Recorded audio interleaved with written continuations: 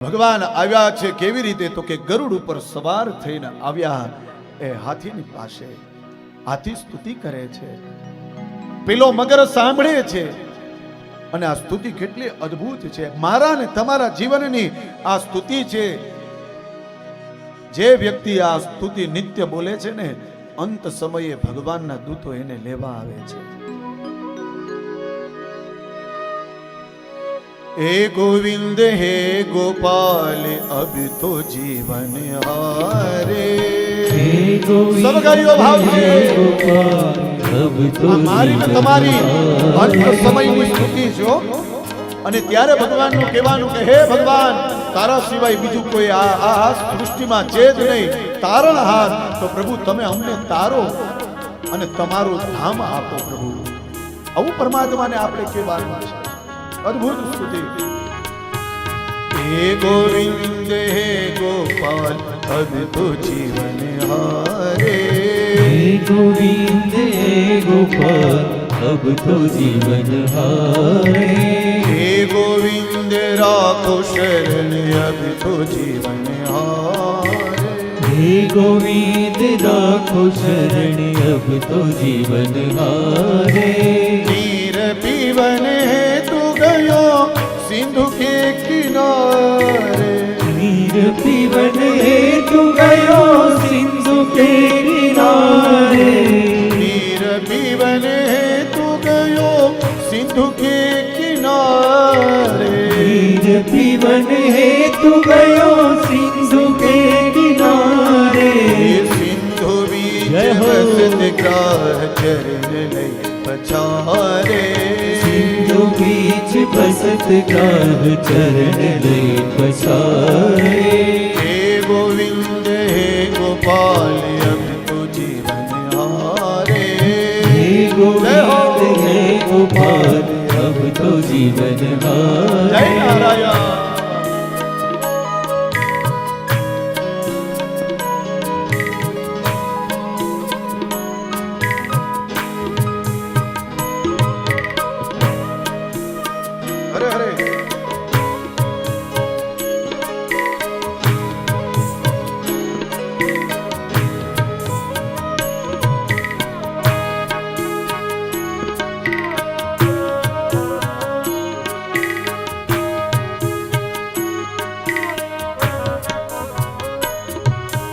चार प्रहर युद्ध भयो लई गयो मझधारे. चार प्रहर युद्ध भयो लई गयो मझधारे.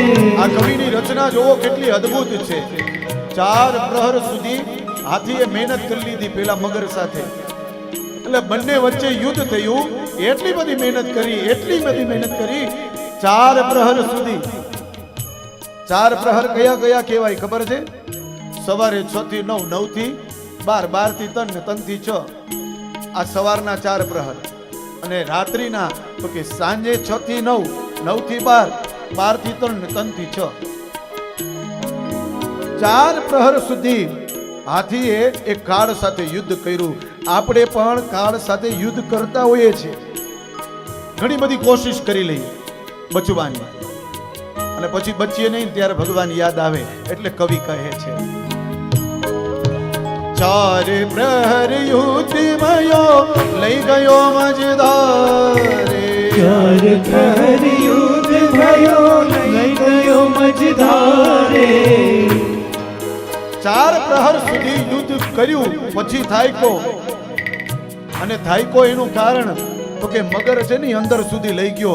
અને હવે તો ખાલી માત્ર નાક, કાન આજ બાકી રહ્યા છે. અને ત્યારે એને ભગવાનની યાદ આવી.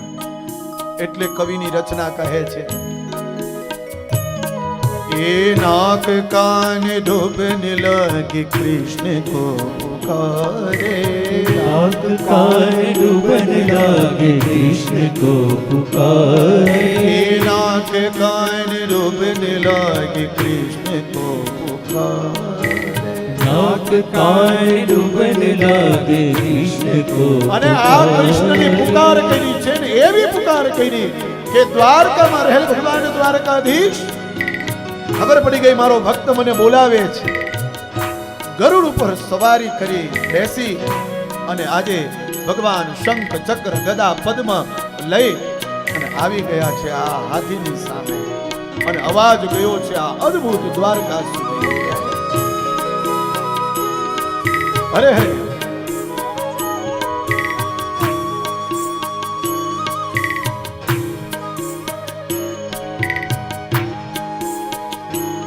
એ દ્વારિકા में शक्ति गयो शौर्य भयो भारे.